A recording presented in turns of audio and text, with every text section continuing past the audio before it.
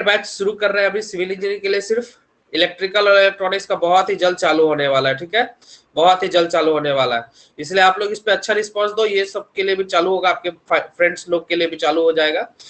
हम लोग का मेन पर्पस इस बैच को लगाने का यही था कि आप लोग के मार्क्स जो है सेमेस्टर में वो मार्क्स बहुत अच्छे आने चाहिए। सेमेस्टर में मार्क्स क्या आने चाहिए, 60+ आने चाहिए, 60+ परसेंटेज में बोल रहा हूँ, ठीक है ना, 60% प्लस में रहने चाहिए, ठीक है।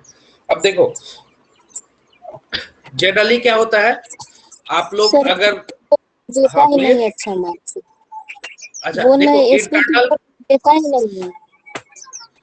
इंटरनल मार्क्स, इंटरनल पेपर में आप लोग को क्या मार्क्स मिलता है वो उस पे किसी का कंट्रोल नहीं, उसके ऊपर कंट्रोल किसका है, सिर्फ और सिर्फ आपके टीचर लोग का, ठीक है, जो कॉलेज के टीचर्स है, उसको आप लोग मैनिपुलेट कर सकते हैं।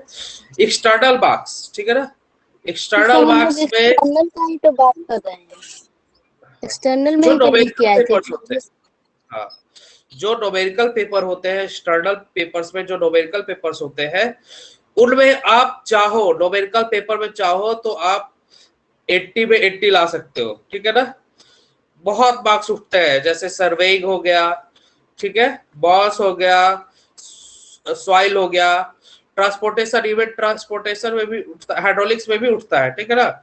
ये सेमेस्टर बहुत ज्यादा मार्क्स टिकट वाला है, इसलिए मैं चाहता हूं कि इस सेमेस्टर में आप लोग मजाक को न ले, मजाक में बिल्कुल न ले, क्योंकि इस सेमेस्टर का अगर आपको अगर 80+ परसेंटेज रह रहा है ना पूरे इस ओवरऑल सेमेस्टर में, तो ये पूरे आपके ओवरऑल मार्किंग पे डिपेंड करेगा। ओवरऑल मार्किंग कैसा, जो आपका फाइनल मार्कशीट बनेगा, फाइनल मार्कशीट बनेगा, उसमें आपका इस सेमेस्टर का बहुत बड़ा रोल होने वाला है, ठीक है ना। और आपका फाइनल मार्कशीट में जब भी अच्छा मार्क्स आएगा, अगर आपने डिस्टिंक्शन ले आया, 75+ ले आया, तो आपको बिहार सरकार का जॉब, बोल तो रहा हूं कि आपकी जॉब सरकार बुला करके देगी कि आइए आइए, ठीक है ना।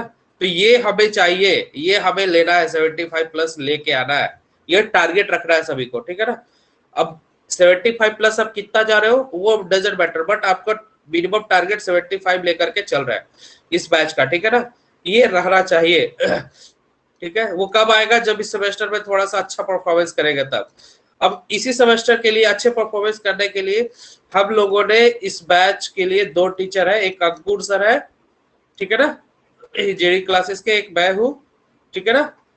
इन लोगों ने मिलकर अभी जो है टोटल अभी जो है 5 पेपर जो होते हैं ना आप लोग के, इनको हम लोगों ने 2 टाइम टेबल में, एक मॉर्निंग में, एक मॉर्निंग के टाइम में किया है हम लोगों ने, ठीक है ना, एक इवनिंग के टाइम में किया है, ताकि आप लोग का कॉलेज भी डिस्टर्ब ना हो, बहुत सारे काम रहते हैं, अभी कॉलेज खुल जाएगी तो कॉलेज के टाइम पे भी आप लोग को डिस्टर्बेंस ना हो। 9 बजे तक आप लोग को फ्री कर दिया जाएगा, 7:30 AM से 9 AM तक, ठीक है ना। अंकुर सर लेंगे क्लास, अभी थोड़ी देर में लेंगे, 10 मिनट में उनको बोला गया है, अभी क्लास सेटअप करके आप लोग को तुरंत लाइव आएंगे आप लोग के लिए, ठीक है ना।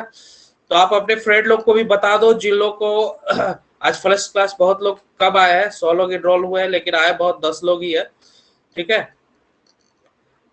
अभी वो लोग शुरू करेंगे हाइड्रोलिक्स पेपर, ठीक है ना, हाइड्रोलिक्स पेपर। तो हाइड्रोलिक्स पेपर देखो, ये एक तरह से रिवीजन बैच की तरह लो, तुम लोग जिन लोगों का कंप्लीट हो गया वो लोग रिवीजन की तरह लो कि सर हम लोग रिवीजन हो जाएगा, क्योंकि उसमें न्यूमेरिकल ऑब्जेक्टिव सारा चीज कराया जाएगा, न्यूमेरिकल होगा, ऑब्जेक्टिव होगा, शॉर्ट क्वेश्चंस हो गए और लॉन्ग क्वेश्चंस हो गए। ऐसा बाबू बैच पहली बार चालू हो रहा है और कहीं नहीं अभी तक ऐसा बैच चालू हुआ है, ठीक है ना, जो पूरे एग्जाम पर्सपेक्टिव से आपको तैयारी कराया जाएगा एक कम टाइम के लिए, ठीक है ना। बहुत ही अच्छा बैच चालू हुआ है ये, इसलिए इसको मिस मत करो एक भी क्लास, ठीक है। अगर मिस हो भी जाता है तो कोई बात नहीं, रिकॉर्डिंग अवेलेबल होगी आप लोगों के लिए। अब नेक्स्ट बात करते हैं, इवनिंग बैच चलेगा। इवनिंग बैच में 2 पेपर चलेगा, जो चलता आ रहा था, अभी जो पुराने स्टूडेंट्स हैं उनको पता होगा, ठीक है। इसको भी कर दिया गया है 7:30, ठीक है ना, PM से लेकर के 9 PM तक, ठीक है। सेम टाइम रहेगा, 7:30 से 9 PM, 2 क्लास रहेगा, 40-40 मिनट की, बीच में 5-10 मिनट का गैप दे देंगे आप लोग को, ठीक है। तो स्टार्टिंग में पहले इनका हाइड्रोलिक्स चलेगा, उसके बाद क्या चलेगा, ट्रांसपोर्टेशन चलेगा इनका, ठीक है ना, 40-40 मिनट का क्लास चलेगा, ठीक है ना। अभी आगे और बताएंगे क्या क्या कैसे तरीके से हम लोग आप लोग को गाइड करने वाले हैं, वो सब बताएंगे, ठीक है। ये ट्रांसपोर्टेशन हो गया इनका। इवनिंग में क्या चलेगा, इवनिंग में आप लोग का चलेगा, पहले तो चलेगा आपका सॉइल शुरू होगा स्टार्टिंग से, 7:30 PM से एकदम शुरू हो जाता है, शार्प 7:30 PM, ठीक है ना। 5 मिनट लेट नहीं आना आप लोग को, छूट जाएगा फिर। और 9 PM, ठीक है ना, 9 PM से 9 PM तक चलेगा। 8:10 से क्या शुरू हो जाएगा, 8:10 से वही सॉल्व शुरू हो जाएगा, स्ट्रेंथ ऑफ मटेरियल, ठीक है। तो ये दोनों शाम में चलेगा। अब बोलेगा सर ये सर्वे कब होगा, तो जैसे ही कोई पहला पेपर खत्म होता है सर्वे 7 को शुरू हो जाएगा, ठीक है, ठीक है। अब देखो ये पूरा टारगेट बैच, मैं वही बताना चाह रहा था कि एक पेपर बच गया आप लोग का। देखो अभी क्या है आप लोग के साथ इशू, क्या है मैं बताता हूँ। आप लोग के साथ है डाटा प्लस टाइम।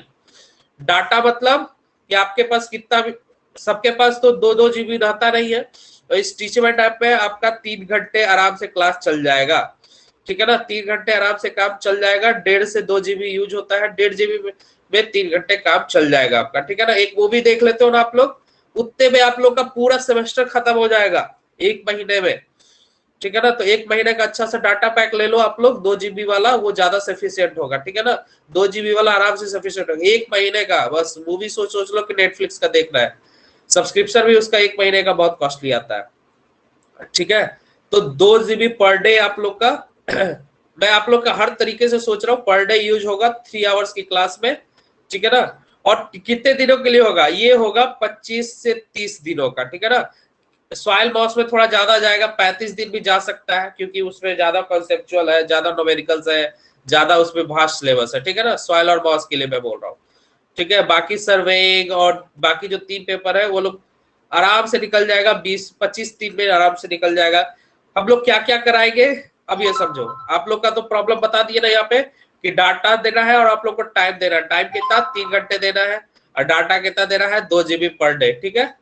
तो ये आप लोग अच्छे से इसको रिचार्ज वगैरह करा करके रेडी रहना एकदम, ठीक है। बहुत लोग के साथ दिक्कत ये होता है सर डाटा खत्म हो गया, मूवी देखने में खत्म हो गया। अब नेक्स्ट स्टेप आता है क्या, हम लोग पढ़ाएंगे कैसे, हाउ टू प्रिपेयर, ठीक है। देखो 2 चीज है यहाँ पे। एक होता है हमारे पास कि मटेरियल आप लोग को क्या क्या दिया जाएगा, कैसे तैयारी कराया जाएगा, ठीक है। तो समझ लो यहाँ पे सेमेस्टर का एग्जाम लगभग टाइमिंग बताया गया है। सेमेस्टर के एग्जाम के लिए टाइमिंग बताया गया है अगस्त, ठीक है। अगस्त मिड से शुरू हो जाएगा उसका काम। अगस्त मिड मतलब समझ लो अभी से तुम्हारा अगर जुलाई, अगर इसको मान के चलो 6 तारीख होगा ना, तो तुम लोग को लगभग 15 दिन के आसपास, 25 दिन के आसपास सॉरी बचा हुआ है, ठीक है ना। तो 25 दिन ये पूरा अगस्त महीने में खत्म है। तो मैं चाह रहा हूं कि तुम लोग को 15 दिन पहले सिलेबस पूरा कंप्लीट करा करके रिवीजन मोड पे तुम लोग पर्सनल रिवीजन भी करो, और एक रिवीजन हम लोग भी करा रहे हैं ये एग्जाम मोड के लिए, ठीक है। तो अभी क्या होगा, आप लोग का जो 25 दिन का टाइम है, 25 दिन पूरी जुलाई पूरा एकदम पढ़ाई का मौसम कर दो तुम लोग, ठीक है ना। एकदम मस्ती मजाक 1 महीने के लिए छोड़ दो एग्जाम, क्योंकि अभी जो है लास्ट 1 महीने तो दे दो ना सेमेस्टर के लिए। अभी आप लोग इतने टाइम, बहुत लोग पढ़े भी है, बहुत लोग नहीं पढ़े, तो सब लोग मिलके जुलाई का पूरा डिवोट कर दो पढ़ाई पे ऊपर, कोई एक्स्ट्रा काम नहीं। अभी देखो मैं बता देता हूँ यहाँ पे, ठीक है, कि कैसे कैसे यहाँ पे प्रिपेयर करेंगे क्वेश्चंस, ठीक है ना। जितने भी इंपॉर्टेंट क्वेश्चंस है, ठीक है ना। अभी अंकुर सर आएंगे, आप लोग को बहुत सारे इंपॉर्टेंट चैप्टर वाइज, ठीक है ना, चैप्टर वाइज हर चैप्टर में कौन कौन से इंपॉर्टेंट क्वेश्चन है, कैसे उसको क्या क्वेश्चन आएंगे और कैसे सॉल्यूशन उसका करेंगे, वो सारा चीज देंगे, ठीक है ना। क्वेश्चंस में चैप्टर वाइज आप लोग के क्या क्या क्वेश्चंस आएंगे, कैसे कैसे उसका सॉल्यूशन करेंगे, वो विथ कॉन्सेप्ट बिल्डिंग। ऐसा नहीं है कि सिर्फ रट्टा मराएंगे, कॉन्सेप्ट भी देंगे उसके साथ, ठीक है ना। कॉन्सेप्ट भी बिल्ड होगा आप लोग का उस चैप्टर पे, ठीक है। पकड़ बनेगी आपको उस चैप्टर पे भी, ठीक है। ये हो गया। दूसरा क्या कराएंगे हम लोग, ठीक है, क्वेश्चंस कराएंगे। पहला चीज नोमेरिकल्स रहेगा, ठीक है ना। जिस टॉपिक में नोमेरिकल्स रहेगा उसको नोमेरिकल्स, ठीक है ना, वो चैप्टर वाइज क्या होगा नोमेरिकल्स कराएंगे, ठीक है ना। ताकि आप लोग अगर एग्जाम में 3 तरह के नोमेरिकल आते हैं, तो आप लोग को 3 ही तरह के नहीं कराए जाएंगे, जितने टाइप्स के हर चैप्टर वाइज आते हैं उस तरह से कराएंगे। तो ये नोमेरिकल्स कराए जाएंगे चैप्टर वाइज। नेक्स्ट क्या है, ऑब्जेक्टिव्स। ये सबसे इंपॉर्टेंट पॉइंट है, क्यों, इसमें 20 में 20 मार्क्स उठा सकते हैं आप लोग चाहे तो। 20 मार्क्स का आता है, 20 में 20 मार्क्स आप लोग उठा सकते एकदम हंसते खेलते, ठीक है। इसके लिए क्या करना पड़ेगा, तो ये 25 दिन का क्लास हो ही जाएगा ना, फिर बाद में लास्ट में 15 दिन बचेगा ना, ठीक है ना। और बीच बीच में भी चैप्टर पढ़ाते समय भी आप लोग को ऑब्जेक्टिव्स कराए जाएंगे। जिन लोगों को पिछले सेमेस्टर का, 3rd सेमेस्टर का जो है आइडिया होगा उनको। एकदम पूरा ऑब्जेक्टिव्स कराया गया था, किसका किसका, RS खुरमी बुक का, ठीक है ना, गुप्ता एंड गुप्ता का भी कराया गया था कुछ चैप्टर का, गुप्ता एंड गुप्ता का, साथ में प्रीवियस, ठीक है ना, प्रीवियस जितना भी क्वेश्चंस है ना, इस बार तो 2-3 साल का ही अवेलेबल है, ठीक है ना, उसके पहले 3-4 साल का भी कराया गया था, ठीक है। तो प्रीवियस RS खुरमी गुप्ता एंड गुप्ता पूरा पढ़ाएगा ऑब्जेक्टिव, ठीक है ना, ऑब्जेक्टिव प्लस पिछली बार तो थ्योरी भी हुआ था थर्ड सेमेस्टर वालों के लिए, ताकि ऑब्जेक्टिव एक भी क्वेश्चन नहीं छूटा उन लोग का, ठीक है ना।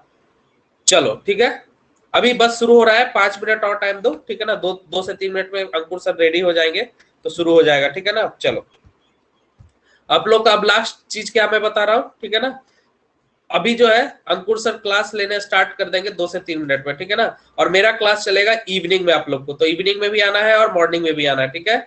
चलो ठीक है, तो अभी मैं ज्यादा समय नहीं लेता हूँ, अंकुर सर को ट्रांसफर करता हूँ क्लास, ठीक है ना। तो अभी आप लोग 1 मिनट आप लोग लाइन पे रहिएगा, ठीक है ना, मैं उनको ट्रांसफर कर दे रहा हूँ, ठीक है। और किसी का कोई अभी क्लास से संबंधित कोई डाउट है तो पूछ सकते हो, फिर अंकुर सर लाइव आएंगे थोड़ी देर में।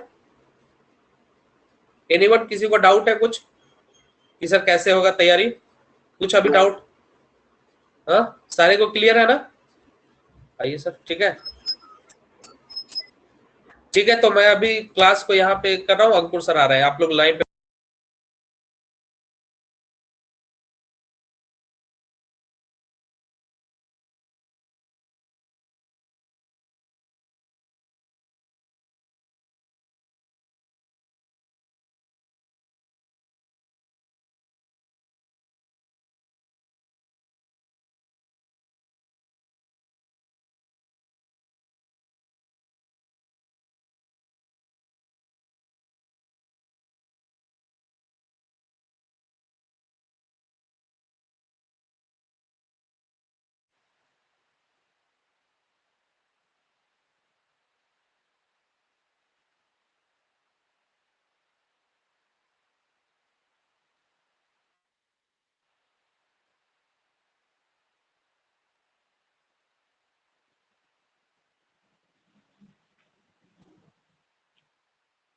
गुड मॉर्निंग गाइस, आवाज़ आ रही है मेरी? और आ रहा है क्या मेरा वीडियो? No sir. हेलो, नहीं आ रही है? आ रहा है रुको सर। 1 मिनट चेक करने दो मुझे। आ रहा है ना? ठीक है, चलो तो फिर हम लोग अब जैसा जो कि सर ने बता दिया होगा तुम्हें, अभिजीत सर ने, ठीक है। तो यहाँ पर अब हम लोग 4th सेमेस्टर का पेपर स्टार्ट करेंगे। पहला पेपर जो अभी हम लोग डिस्कस करेंगे, सबसे पहले तो तुमको पता होगा कि टाइमिंग का अभी तुम लोग का 2 पेपर 5 मिनट 10 मिनट का ब्रेक देके, सबसे पहले अभी हम लोग सिविल में हाइड्रोलिक्स का पेपर से स्टार्ट करेंगे, ठीक है।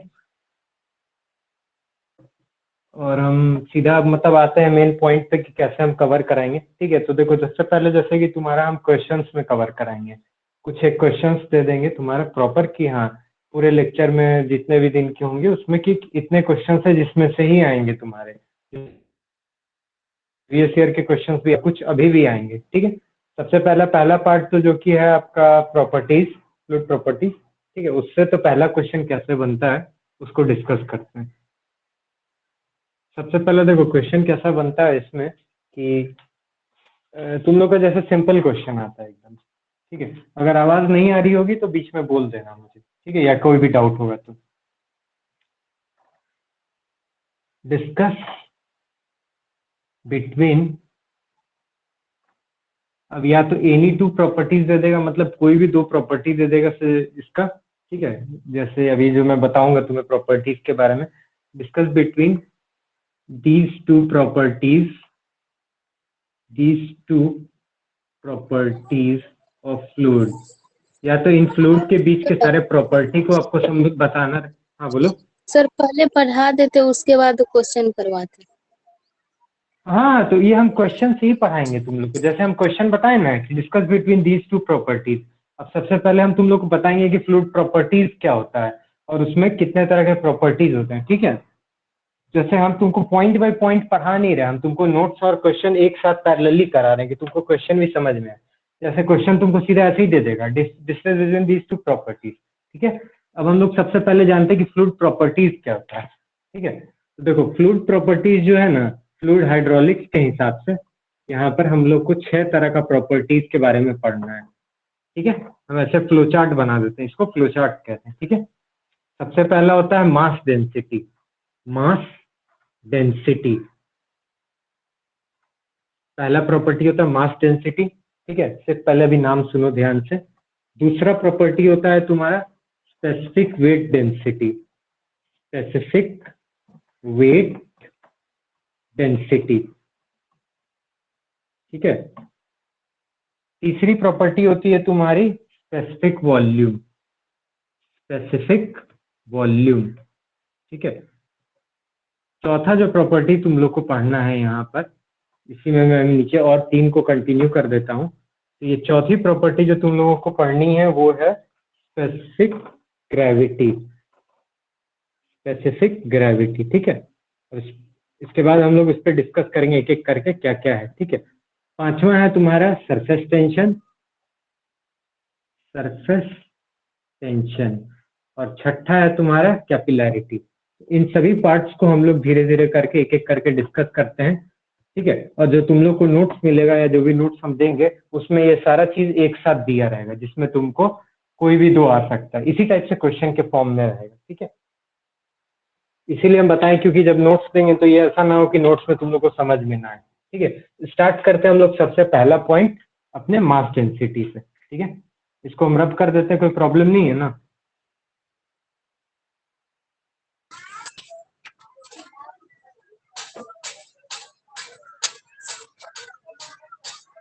हेलो, सर समझाए इसको का मैं है रब जो कर दूं प्रॉब्लम क्या? इरेज कर दीजिए। सर समझाए का है, ओनली तो लिखे हैं तो इसमें नहीं हम प्रॉब्लम क्या है? बता रहे हैं अभी फ्लूइड प्रॉपर्टीज में बता रहे हैं। अब मास डेंसिटी से आप समझाना चालू करेंगे क्या होगा, ठीक है। ये देखो सबसे पहले फ्लूइड प्रॉपर्टीज क्या क्या है। तो कुल ऐसे तुम लोग को 6 प्रॉपर्टीज हैं जो कि पढ़ने हैं। सबसे पहला पढ़ना है मास डेंसिटी, फिर होता है specific weight density, specific volume, specific gravity, surface tension, capillarity, ठीक है। अब हम लोग शुरू करते हैं अपने पहले पॉइंट मास डेंसिटी से। मास डेंसिटी क्या होता है? तो देखो तुम लोग देखो सिंपली मास बाई वॉल्यूम एक टर्म जानते होगे, डेंसिटी पढ़े होगे ना, घनत्व जिसको कहते हैं। एक सिंपल यस सर। घनत्व को ही घनत्व जो पढ़े हो ना, उसी घनत्व को ही मास डेंसिटी कहा जाता है। जैसे हम लोग घनत्व के लिए पढ़ते थे ना कि डेंसिटी रो लिखते थे, इसको RHO रो लिखते थे ना। डेंसिटी इज इक्वल्स टू, या जिसको हम लोग घनत्व कहते थे, ये घनत्व होता था क्या कि तुम्हारा जो मास है, मास और वॉल्यूम के रेशियो को घनत्व कहा जाता था। तो बस मास डेंसिटी ऑफ फ्लूइड जो होता है ना, लिक्विड का, वो क्या हो जाएगा कि रो फ्लूइड, ठीक है। फ्लूइड में मतलब कोई भी तरह का तरल पदार्थ जो है उसका डेंसिटी या मास डेंसिटी जो होता है नॉर्मल, वो होता है मास ऑफ फ्लूइड। फ्लूइड का जो भी तुम्हारा mass divided by volume of fluid, ठीक है, इसको कहा जाता है मास डेंसिटी। जो सिंपल घनत्व का कंसेप्ट था वही चीज फ्लूइड के केस में लगेगा, तो उसको तरल पदार्थ या फ्लूइड का घनत्व कहा जाएगा, ठीक है। जैसे एग्जांपल हम लोग लेते हैं इसमें वाटर। वाटर का डेंसिटी कितना होता है? तो वाटर का डेंसिटी एग्जांपल होता है 1 ग्राम पर सेंटीमीटर क्यूब। मतलब कि 1 सेंटीमीटर क्यूब वॉल्यूम में उसका जो मास कंसिडर होता है वाटर का, वो होता है 1 ग्राम के बराबर, ठीक है। इसको 1000 किलोग्राम पर मीटर क्यूब भी लिखते हैं, ठीक है। ये होता है तुमको mass density of a fluid, यानी कि the ratio of mass of fluid to the volume of fluid. ये रेशियो मतलब भागाकार होता है, ठीक है। जब भी हम किसी भी फ्लूइड के मास को उसके वॉल्यूम से भाग देंगे तो जो डेंसिटी निकलता है उसको हम लोग कहते हैं मास डेंसिटी ऑफ फ्लूइड, ठीक है। और एग्जाम्पल में, उदाहरण में क्या हो जाएगा, एग्जाम्पल हो जाएगा पानी। पानी का घनत्व कितना होता है? 1 ग्राम पर सेंटीमीटर क्यूब, जिसको हम लोग 1000 किलोग्राम प्रति मीटर क्यूब भी कहते हैं। ये दोनों चीज इंपॉर्टेंट है क्योंकि एक नंबर का क्वेश्चन भी बन जाता है कि डेंसिटी ऑफ वाटर कितना होता है, ठीक है। मास डेंसिटी इसी को कहा जाता है, ठीक है। इसको अगर अगर मास को हम m लिखते हैं, वॉल्यूम लिखते हैं m, ठीक है। और अगर फ्लूइड के टर्म में लिख रहे हैं इसको हम लोग करेंगे mf बट्टा vf, mass of fluid divided by volume of fluid, ठीक है। इसको कहा जाता है मास डेंसिटी। अब यही मास डेंसिटी या सिंपली इसको डेंसिटी भी कहा जाता है, डेंसिटी। और यही डेंसिटी और मास डेंसिटी का कॉन्सेप्ट आगे का जो भी तुम्हारा पार्ट है, जो हम 6 पॉइंट बताए हैं, उस पे आएगा। कैसे आगे बढ़ते हैं हम लोग, स्पेसिफिक वेट डेंसिटी, ठीक है। इसमें कोई डाउट है मास डेंसिटी में? No sir. चलो अब हम लोग बढ़ते हैं अपने अगले पॉइंट की ओर। वो है क्या, दूसरा प्रॉपर्टी जो फ्लूइड का तुम लोग को पढ़ना है, जो कि इम्पोर्टेंट है, उसको कहा जाता है स्पेसिफिक वेट। और जो तुम लोग को दूसरा पॉइंट पढ़ना है उसको कहा जाता है स्पेसिफिक वेट, ठीक है। अब देखो वेट जो था, वजन, वजन निकालने का सबसे बेसिक तरीका क्या होता था कि वेट को हम लोग लिखते थे W। फिजिक्स में, जनरल फिजिक्स में पढ़ोगे, W is equals to mass into gravity लिख सकते हैं, ठीक है। मास इंटू ग्रेविटी, मास मतलब ये जो एक्सेलरेशन ड्यू टू ग्रेविटी होता है 9.8 मीटर पर सेकेंड स्क्वायर, और जो भी किसी भी बॉडी का या जो भी कोई भी सामान है उसका जो मास दिया हुआ है, मास इंटू ग्रेविटी कहते हैं, ठीक है। तो इसको कहा जाता है रेशियो ऑफ स्पेसिफिक वेट को जो कहा जाता है। एक मिनट रुको तो मैं थोड़ा सा अपना मार्कर बदल लूं, खत्म हो गया।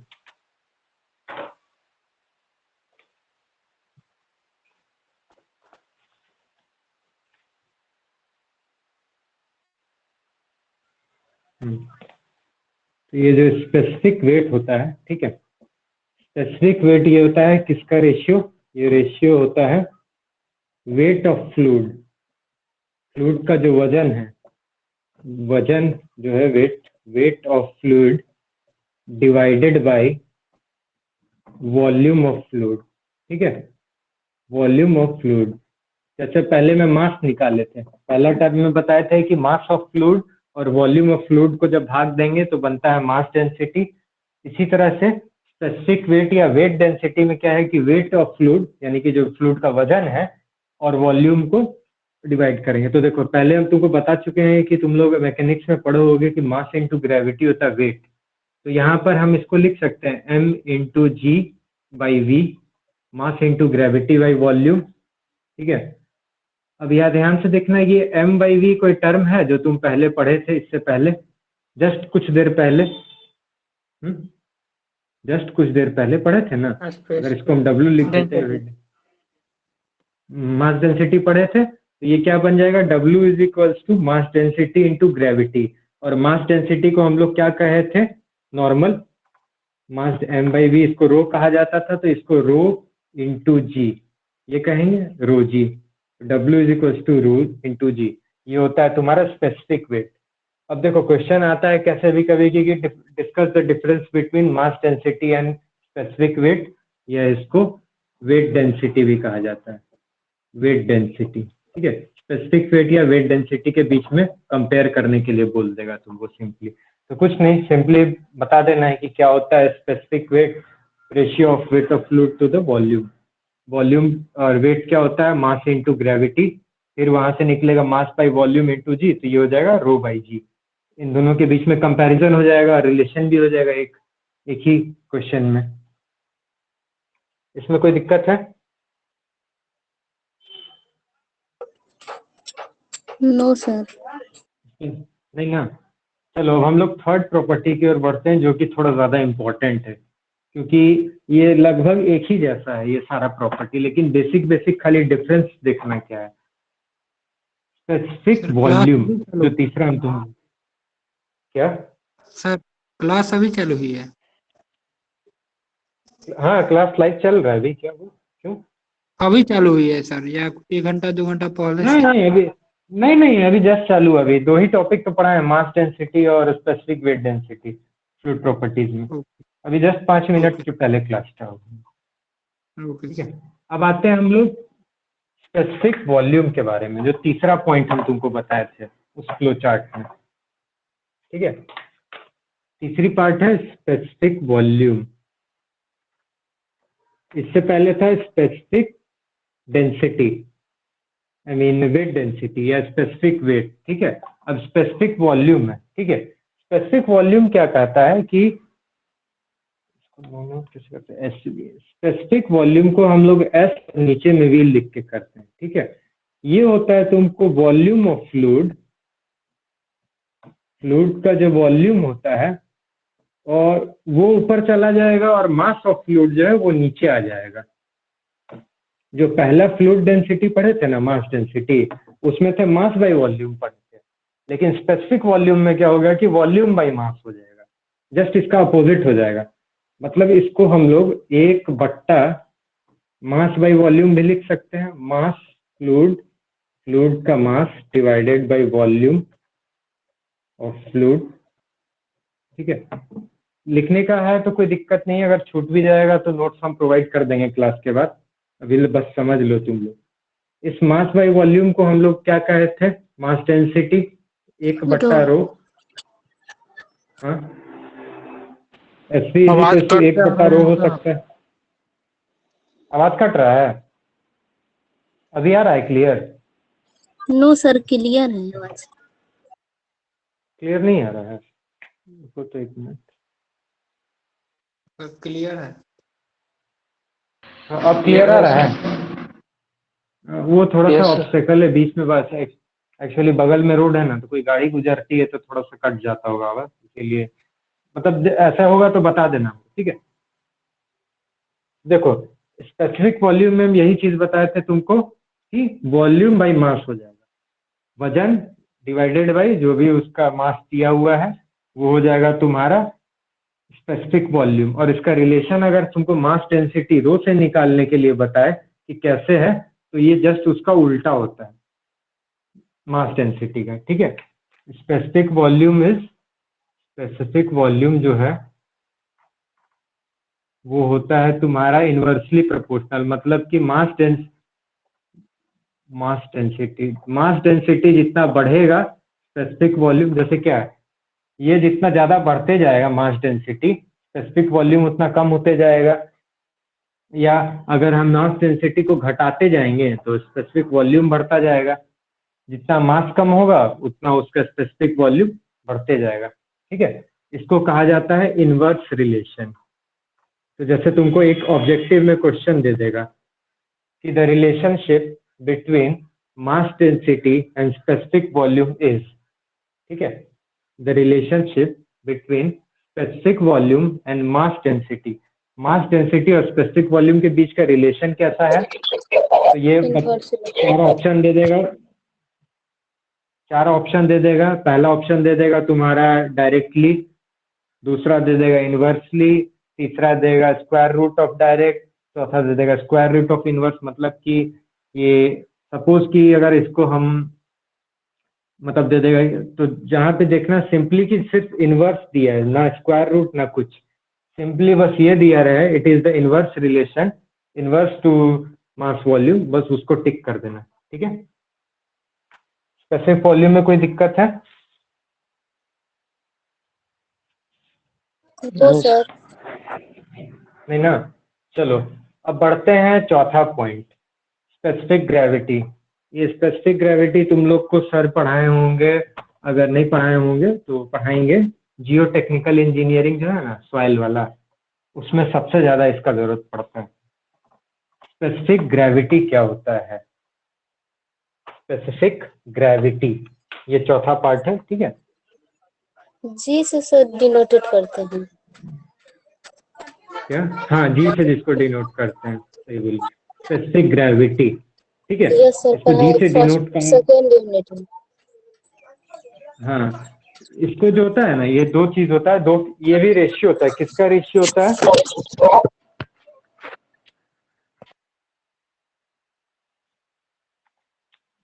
तो ये जो रेशियो होता है ये होता है तुम्हारा डेंसिटी ऑफ एनी फ्लूइड। ठीक है, डेंसिटी ऑफ एनी फ्लूइड, कोई भी फ्लूइड है, ठीक है, फ्लूइड के टर्म में पानी जरूरी नहीं है, पानी के अलावा जितना भी फ्लूइड है, तेल है, दूध है, कुछ भी ले लो, मरकरी है, कुछ भी ले लो जो भी लिक्विड फॉर्म में रहता है, density of any fluid divided by density of standard fluid. अब यहाँ स्टैंडर्ड का मतलब समझो क्या है। स्टैंडर्ड का मतलब होता है पानी, क्योंकि पानी को एक बेसिक किसी भी कंस्ट्रक्शन, जैसे देखो घर बनाते हैं तो सबसे पहले, जैसे अगर ये घर ही हम बनाए सिंपल सा, तो सबसे पहले तो नीचे में हम यहाँ पे देंगे ना, ये प्लिंथ और ये सब देते हैं ना, बेस। ये तो पढ़े होगे तुम लोग बिल्डिंग कंस्ट्रक्शन या ये सब में भी, कि कोई भी घर बनाने के लिए सबसे पहले बेस में हमको उसको देना पड़ता है। तो बस वही चीज यहाँ भी है कि पूरा घर हम बना रहे हैं स्पेसिफिक ग्रेविटी के लिए, कोई भी हम ऊपर में कोई भी फ्लूइड का फ्लोर बना दे, पहला फ्लोर, ग्राउंड फ्लोर, कुछ भी बना दे, लेकिन जो बेस रहेगा मेरा वो फ्लूइड का, वो एक स्टैंडर्ड फ्लूइड रहेगा, और वो स्टैंडर्ड फ्लूइड जो होता है वो वाटर होता है, ठीक है। तो पानी के रिस्पेक्ट में, कि पानी के अगर रिस्पेक्ट से बात करें तो बाकी किसी और फ्लूइड का क्या होता है रिलेशन, उसे कहा जाता है, मैंने गलत कर दिया क्या? नहीं नहीं सही, ठीक है, नहीं सही सही, ठीक, हाँ सही है। जैसे देखो एग्जांपल इसका हम समझाते हैं, मरकरी, मरकरी का स्पेसिफिक ग्रेविटी जो होता है Hg, इसको मरकरी कहते हैं, ठीक है। मरकरी का स्पेसिफिक ग्रेविटी होता है 13.6, ठीक है, 13.6, 13.6 मरकरी का स्पेसिफिक ग्रेविटी होता है, यानी कि इसका 13.6 बटे कितना हो जाएगा, डेंसिटी ऑफ एनी फ्लूइड। तो यहाँ हम मरकरी का एग्जांपल लिए हैं, तो रो मरकरी, मरकरी का डेंसिटी बराबर रो वाटर, ये वाटर हो जाएगा। पानी का कितना डेंसिटी होता है, तो ये हम तुमको बताए थे 1000 किलोग्राम पर मीटर क्यूब, या 1 ग्राम पर सेंटीमीटर क्यूब होता है पहले ही। इसको खाली हम इसमें पुट कर देंगे तो 13/6 pm बटा 1000, ये हो जाएगा तुम्हारा 13600 किलोग्राम पर मीटर क्यूब। तो सोचो कि मरकरी का डेंसिटी कितना ज्यादा होता है पानी से, ठीक है, मरकरी का डेंसिटी कितना ज्यादा होता है, 0.6 गुना ज्यादा होता है, ठीक है। इसीलिए कहा जाता है फिजिक्स केमिस्ट्री के टर्म में कि आदमी मरकरी हाथ में हम लोग लेते हैं ना, तो हाथ में रहेगा, लेकिन वही चीज अगर हम लोग अपने बॉडी के अंदर चल जाए तो तुरंत आदमी मर जाता है। इसीलिए मरकरी से बच के रहना चाहिए, ठीक है। ये स्पेसिफिक ग्रेविटी का सिंपल कंसेप्ट है, इसमें कोई दिक्कत हुआ, अगर आता है क्वेश्चन की स्पेसिफिक ग्रेविटी क्या है, तो सीधा लिख देना, it is the ratio of density of any fluid to the density of standard fluid, पहला पॉइंट। दूसरा, standard fluid is considered as water, जिसका कि डेंसिटी होता है 1000 किलोग्राम पर मीटर क्यूब। और तीसरे पॉइंट में दे देना मरकरी एग्जाम्पल, स्पेसिफिक ग्रेविटी होता है 13.6, रेशियो दिखा देना, इस तरह से मरकरी का आ जाएगा 13600 किलोग्राम पर मीटर क्यूब। ये बेसिक प्रॉपर्टीज में अभी तक कोई दिक्कत है? अगर कोई है तो बोलो, क्योंकि इसके बाद जो है ये दोनों थोड़ा अलग कंसेप्ट है, सरफेस टेंशन और सर इसमें कैपिलैरिटी। तो गैस भी आता होगा, लिक्विड है तो गैस भी आता होगा, इसका एक प्रॉपर्टी। देखो गैस का जो प्रॉपर्टी है ना, वो असल में आप पढ़ेंगे तो वो थर्मोडायनेमिक्स के टर्म में चल जाता है। अभी चूंकि हम लोग हाइड्रोलिक्स पढ़ रहे हैं ना, हाइड्रोलिक्स में सिर्फ हम लोग फ्लूइड के बारे में पढ़ेंगे जो लिक्विड फॉर्म में एग्जिस्ट करता है, ठीक है। और अगर ओवरऑल जब पढ़े होगे तुम लोग इस तरह से, तो वो गैस के टर्म में भी आता है, लेकिन यहाँ पर जब पढ़ोगे तुम आगे जाके ब्रांच में, तो वो गैस वाला टर्म थर्मोडायनेमिक्स में चल जाता है, ठीक है।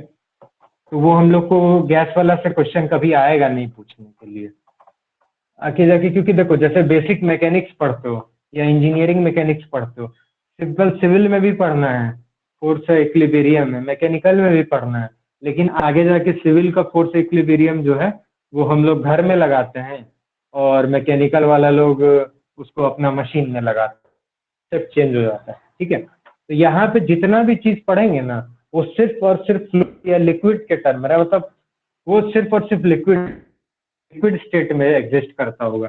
गैसियस स्टेट में 3 स्टेट होता है ना, सॉलिड, लिक्विड, गैस, तो ये सिर्फ और सिर्फ लिक्विड स्टेट में जितना एग्जिस्ट करता है ना, हाइड्रोलिक्स में बस उसके बारे में बात करेंगे। ठीक है, अब आते हैं हम लोग सरफेस टेंशन के बारे में। सरफेस टेंशन क्या होता है? ठीक है, सरफेस टेंशन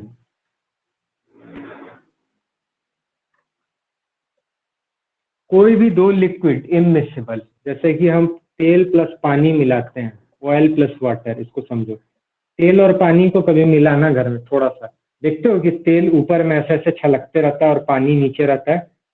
तेल ऊपर का परत में तुमको चमकते रहेगा और नीचे पानी रहता है, वो कभी मिलता नहीं है। ठीक है, हेलो।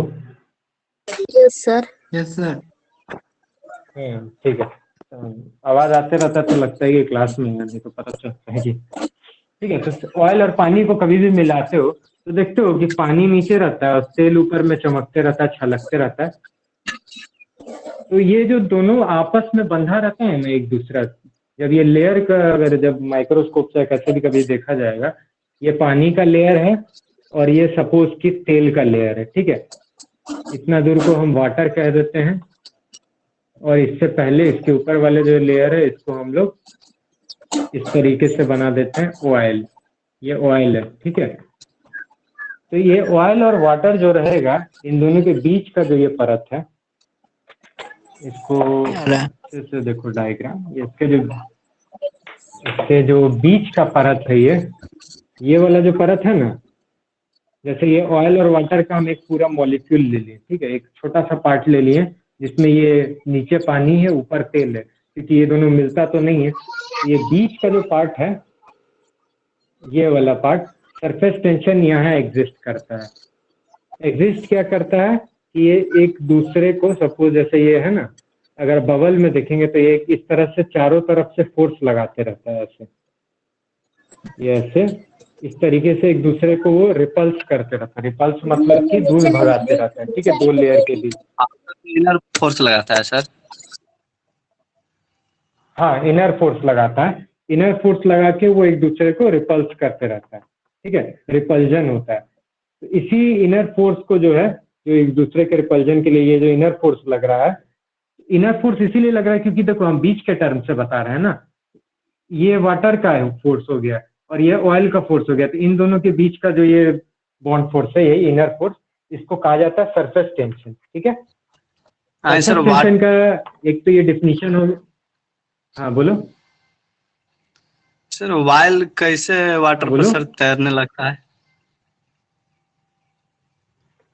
ऑयल तैरने का कारण है कि देखो, ऑयल का जो डेंसिटी होता है, कोई भी चीज, जो भी चीज तुम्हारा जिसका भी डेंसिटी पानी से कम होगा, तैरने का कंसेप्ट ये होता है कि जिसका भी डेंसिटी इससे कम आखिर तो होगा, दोनों तो लिक्विड है सर। सॉरी नहीं, दोनों लिक्विड है, इसीलिए तो बता रहे दोनों लिक्विड है। लेकिन देखो, ऑयल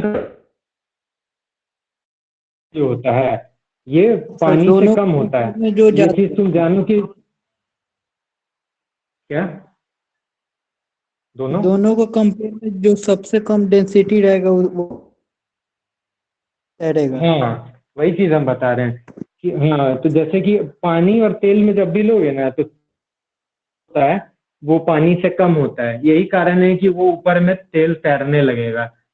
तुम जब भी कभी बर्फ लेते हो, देखते हो बर्फ पानी में डालोगे तो बर्फ जो है ऊपर तैरने लगता है। क्यों? क्योंकि रो ऑफ आइस, आइस का जो डेंसिटी होता है वो पानी से कम होता है, वो उसमें ऊपर तैरने लगता है। लेकिन यही एग्जाम्पल हम तुमको बताए थे, मरकरी, मरकरी बताए थे, जिसका डेंसिटी होता है 13,600 किलो, 13,600 किलोग्राम पर मीटर क्यूब। तो जब मरकरी को पानी में डालोगे ना, तो मरकरी अंदर डूब जाएगा, अंदर जाके बैठ जाएगा। पानी का अगर ग्लास है, इसमें मरकरी का कोई भी लिक्विड डालोगे तो मरकरी नीचे जाके इस तरीके से बैठ जाएगा।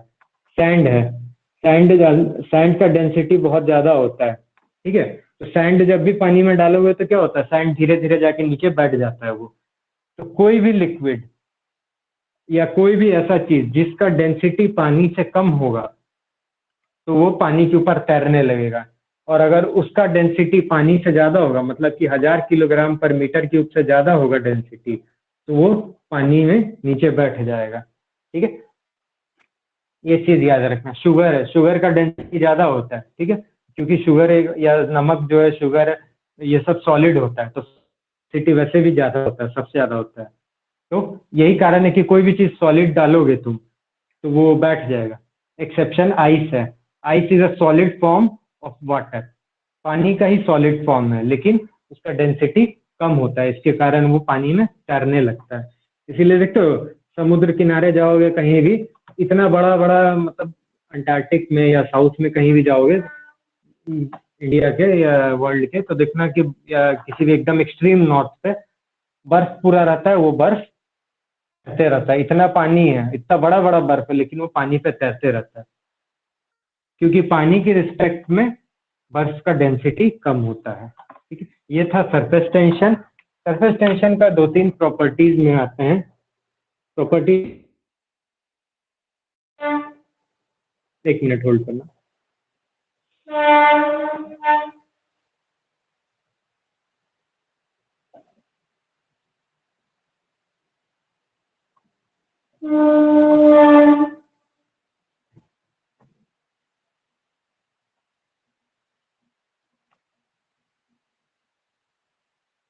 हेलो, ठीक है। देखो सरफेस टेंशन का जो एसआई यूनिट होता है ना, वो होता है न्यूटन पर मीटर। ये भी एक मार्क्स का क्वेश्चन है।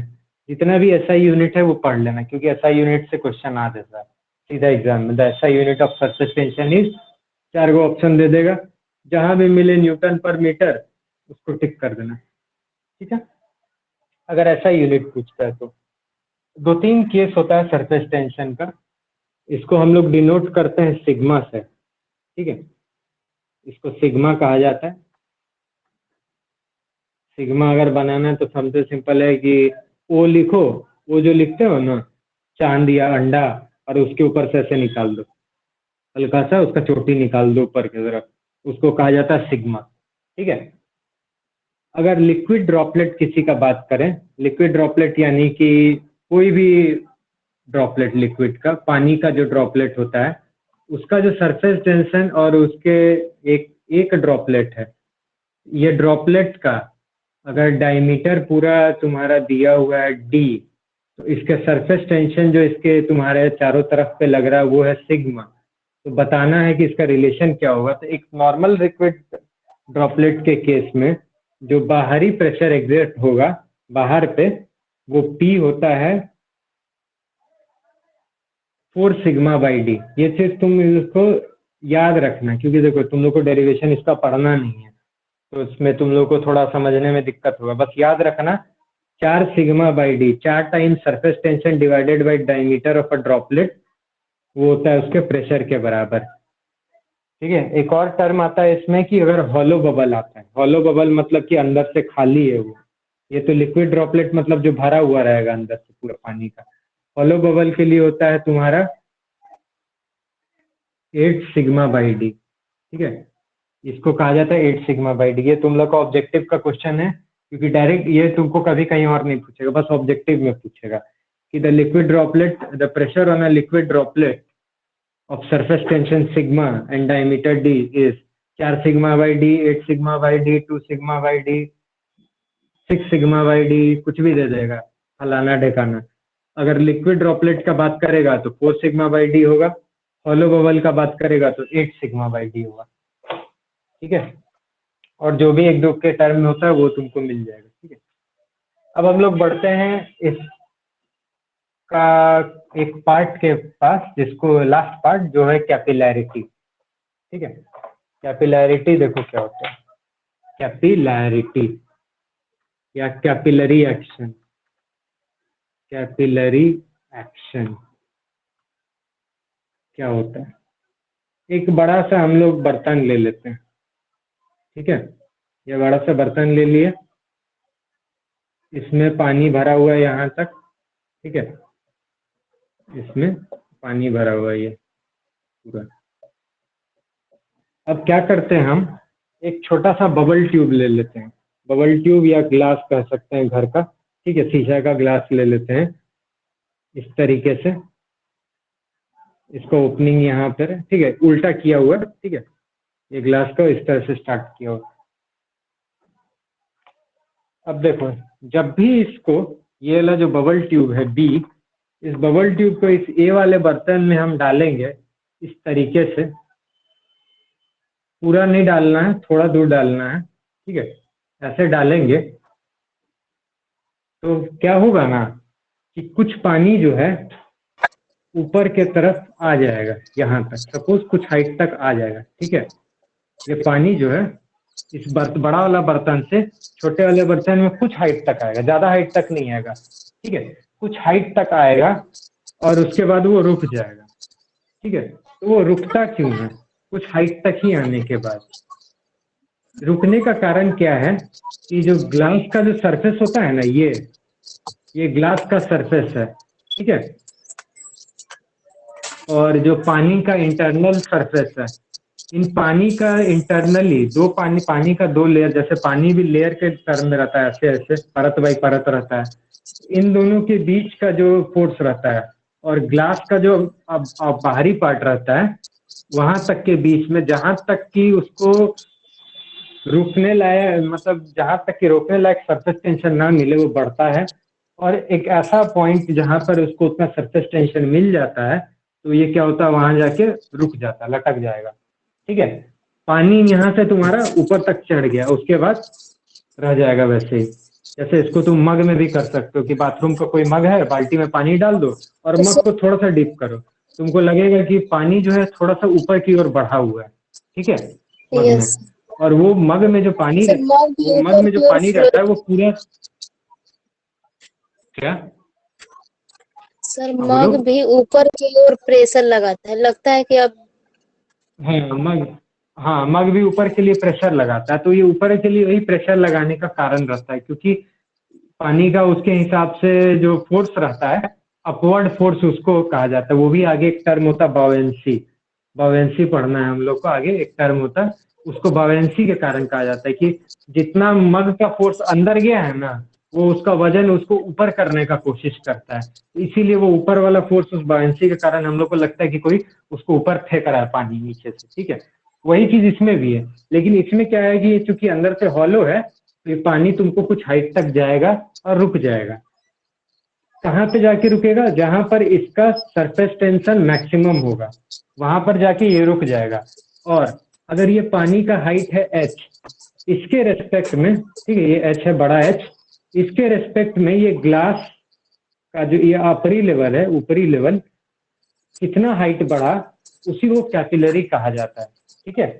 ये स्मॉल वाला जो h है ना, इसी को कहा जाता है कैपिलरी राइज, बढ़ना। कभी कभी क्या होता है कि कैपिलरी फॉल भी हो जाता है। फॉल कब होगा? कि जब अंदर में कोई साइफोन टाइप का रहेगा। साइफोन क्या है वो आगे तुम लोग पढ़ोगे, ठीक है, कैपिलरी फॉल अभी छोड़ दो, कैपिलरी राइज समझो। इसी हाइट को कहा जाता है कैपिलरी राइज।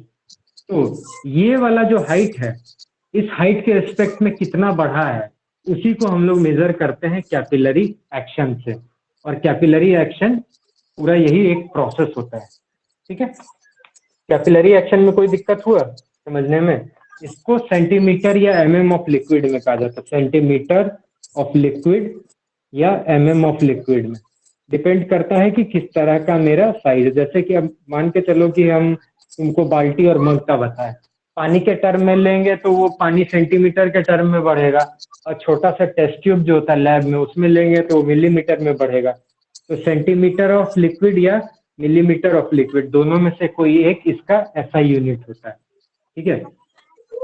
इसको तो सर समझने में कोई यहाँ पे दिक्कत हुआ है? होगा बोलो। यहाँ पे सर, ये कैपिलरी एक्शन कितना होगा, मतलब निकालना ना पड़ेगा। वो तो स्मॉल एच बोले हैं, हाँ उसको कैपिलरी एक्शन कहते हैं। हाँ वो स्मॉल एच होता है। तो देखो कैपिलरी एक्शन निकालने का जो फॉर्मूला होता है ना, देखो वो क्या होता है, उसका भी हम फॉर्मूला तुम लोग को बता देते हैं, ठीक है। फॉर्मूला जो होता है कैपिलरी एक्शन का, वो होता है एच बराबर 4 सिग्मा कॉस थीटा, ठीक है, बाई डब्ल्यू जी डी। अब देखो सबसे पहले क्या है, डी हो गया डायमीटर ऑफ ट्यूब, ये ट्यूब का डायमीटर के, diameter of tube, tube diameter कितना है, जी हो गया तुम्हारा एक्सेलरेशन ड्यू टू ग्रेविटी, जिसको अगर 10 ले लेते हैं हम लोग, 10, वेट, वेट ऑफ जो तुम्हारा दिया हुआ है लिक्विड इसका, ठीक है, टोटल, सिग्मा, सिग्मा यानी कि तुम्हारा जो सरफेस टेंशन है न्यूटन पर मीटर में दिया रहेगा, ठीक है।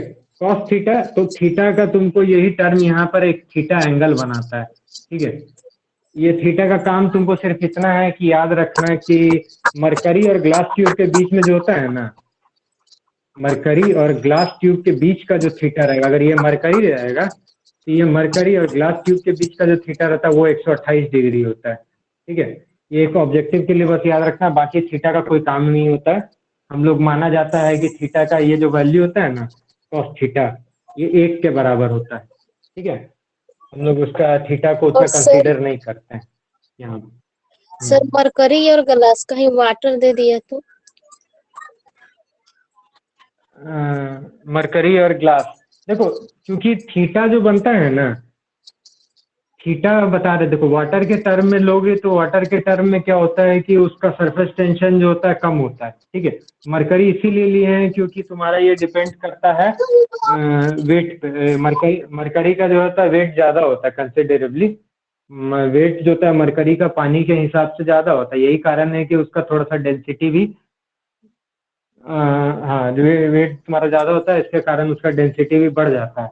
इसीलिए हम मरकरी और ग्लास का सिर्फ कंसीडर किए हैं, क्योंकि मरकरी और ग्लास के जब हम लेंगे ना तो ये थीटा का वैल्यू बहुत बढ़ जाएगा, नहीं तो ज्यादातर कम रहता है। जितना ज्यादा इसका वेट बढ़ते जाएगा उसका ये सरफेस टेंशन और ये कम होते जाएगा, ठीक है। मरकरी में ये बहुत ज्यादा हाइट तक नहीं बढ़ता है, और इसका जो सरफेस टेंशन का अगर एक्शन डायरेक्शन देखोगे सरफेस टेंशन का तुम लोग, सरफेस टेंशन का, ये लगभग समझो कि अगर ये इस तरीके का एक्सिस है, कुछ ऐसा नॉर्मल जा रहा है, इस मरकरी के केस में सिर्फ इतना ही जाता है, हल्का सा एकदम बढ़ता है, नेग्लिजिबल के बराबर, क्योंकि ये डिग्री जो है बहुत ज्यादा रहता है, इसीलिए तो ये डिग्री कितना रहता था, 128 डिग्री आइडियल होता है। ये एक ऑब्जेक्टिव के लिए, ठीक है। बाकी किसी में भी तुमको कोई क्वेश्चन नहीं आएगा इसमें। अगर आ सकता है ये क्वेश्चन एसएससी जेई में बहुत बार पूछा हुआ है कि मरकरी और ग्लास के बीच का कितना होता है एंगल, जिसको कहा जाता है, इस थीटा को कहा जाता है angle of contact, angle of contact, ठीक है। ये एंगल ऑफ कांटेक्ट जो है लिक्विड और ग्लास ट्यूब के बीच, इसको कहा जाता है एंगल ऑफ कांटेक्ट, वो कितना होता है। तो लिक्विड अगर मरकरी है तो मरकरी और ग्लास ट्यूब के बीच के एंगल को कहा जाता है, वो एंगल होता है 128 डिग्री, ठीक है। और कोई डाउट है इसमें किसी को?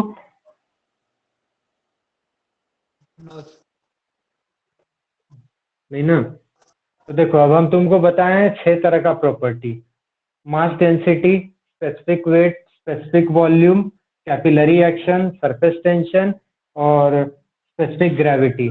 इस 6 में से तुम लोग को किसी भी दो या किसी भी दो अलग अलग प्रॉपर्टी को, जैसे दे देगा कैपिलरी एक्शन और सरफेस टेंशन को कंपेयर कीजिए, तुमको दे देगा मास डेंसिटी और डेंसिटी के बीच में रिलेशन बताइए। 4 मार्क्स का क्वेश्चन तुम्हारा इसमें से बनता है, ठीक है। ये 4 मार्क्स में तुमको कोई भी दो दे सकता है, कोई भी दो को याद, या किसी भी 4 को दे देगा डिफाइन करने, किसी भी 4 को दे देगा कंपेयर करने। 4 मार्क्स मतलब 1 मार्क्स का, ठीक है।